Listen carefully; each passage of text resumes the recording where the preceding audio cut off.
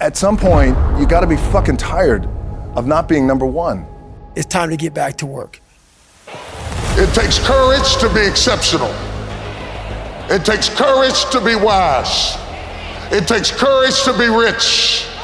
It takes courage to be educated. It takes courage to be knowledgeable. Because the moment you do, but you don't talk like you forgot where you came from. Look at you talking. It takes courage. And I'm just wondering, in this weak, watered down, mediocre society that we live in today, in this reality TV world we live in today, I'm wondering if there's anybody left that's got the courage to say, after all I've been through, and all my ancestors have been through, and all my parents have been through, I didn't come through all of that just to fit in with normalcy. I have the courage to go after my dream. One man can do, another can do. And that is the truth. If you look around and you see all these people building these marketing agencies, there is zero reason that you can't do the same. We see all these people climb Mount Everest. You can do the same. Do you have the courage? We see all these people run marathons. You can do the same. We see all these people build amazing companies. You can do the same. What's possible for one human is possible for another human. So how do you make it? How do you overcome the You got odds? to blow your bubble up. Expand yourself. Take yourself out your comfort zone.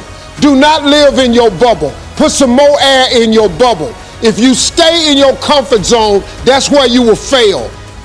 You will fail in your comfort zone. Success is not a comfortable procedure. It is a very uncomfortable thing to attempt. So you got to get comfortable being uncomfortable if you ever want to be successful. So I ask, what is your wake-up call? What is enslaving you? What is controlling your thoughts? Is it the television set feeding your mind images of what life should be? Is it the internet drawing you in and controlling your time? Is it drugs or alcohol numbing your brain and diminishing your desires? Or is it weakness, a lack of discipline that prevents you from accomplishing what you want to accomplish? And I'm not saying that you have to rebel. I'm not saying that there aren't things in life that we just have to do. There are. But what I am saying is ask questions. Don't believe everything that you're told, and don't follow the path just because it's there. Don't get in line just because other people are. Get up, wake up, and be conscious of what is creeping into your mind. What's getting in there? What are you letting in there? What is forcing itself in there? Listen to me. Insanity is doing the same thing over and over and over, doing it the exact same way, but expecting different results. So when I talk about insanity, I'm not really talking about the mental state. That's not what we're dealing with. I'm dealing with expectations, all right? You gotta free your mind.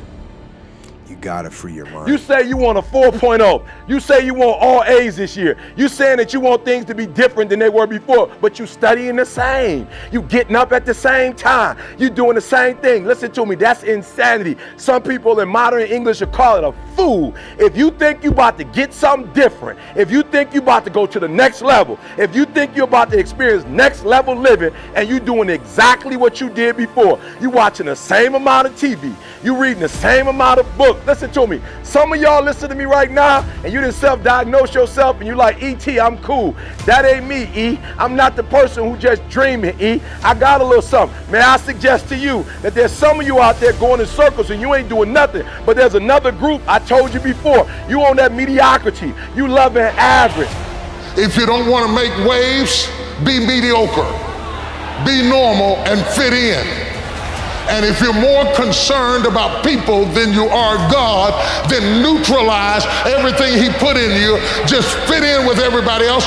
dress like them, walk like them, act like them, eat like them, go where they go, think like they think, do what they do. And once you've neutralized your uniqueness, you don't need courage. It takes courage to be different. It takes courage to go where you've never gone before. For some of you, it took courage to come to this conference. It takes courage to get you outside of the box. It takes courage to be successful. It takes courage to win. People don't talk about people that don't win. If you win, they're going to talk about you. Do you have the courage to stand there though the storms keep raging and the people get to talking and you stand there and say, I've come too far to turn around? Touch your girlfriend and say, do you have the courage? Every day we have a chance to impact somebody's life, right? And I firmly believe with the things we're part of and the things we do, we all have to have a purpose that's a lot greater than ourselves. So when we hit things that we don't understand and that brings us a certain level of discomfort and that hurts us and we just can't pull the grips on it, when we have to encounter things like that, we have to step back and we have to figure out, how can I use it? And a lot of times as people, like naturally people are selfish. Right? And what I mean by that is they approach situations and they say, what can I extract from this situation and how can it benefit me? But the moment an individual shifts their perspective and shift their mentality and shift their attitude from me to we, that is the moment an individual becomes literally dangerous. Because now an individual is attached to purpose and mission. And when you have an individual that's attached to purpose and mission, it's not too many things that's going to stop them. First of all, success is not fame or money. Just get that out the way. Success is living your best life with the gift that God gave you. That's success. If you were born to teach and you're teaching, that's success. If you were born to care, that's success. If you were born to be a first responder, to serve and protect, if you were born to serve the military and you in the military, that's success. People got money and fame. That ain't success, man. That's hard anyway. So that's really what I would call success. I'm successful in my own right because I took the gift God gave me and I pounded it, man. I just pounded it. I just did this gift he gave me and I just worked it. My challenge in our generation is that gradually through entertainment, through television, through media, through every way possible, we are living in a generation of the dumbing down of ideas. Because we have traded effectiveness for busyness. We are busier than any other generation we have seen in the last 300 to 400 years. We are so busy. We are busier than a one-arm wallpaper hanger. We're just busy. We can be, and we think because we're busy, we're effective. But I want you to challenge your schedule for a minute and ask yourself, are you really being effective? Or is your life cluttered with all kinds of stuff that demands you and drains you and taxes you and stops you from being your highest and best self? And are you substituting busyness and all the chaos that goes along with busyness from being effective? The point is, what are you going to do with what you have? I'm not talking about how much you have. Some of you are business majors, some of you are theologians, nurses, sociologists, some of you have money, some of you have patience, some of you have kindness, some of you have love, some of you have the gift of long suffering, whatever it is, whatever your gift is. What are you going to do with what you have?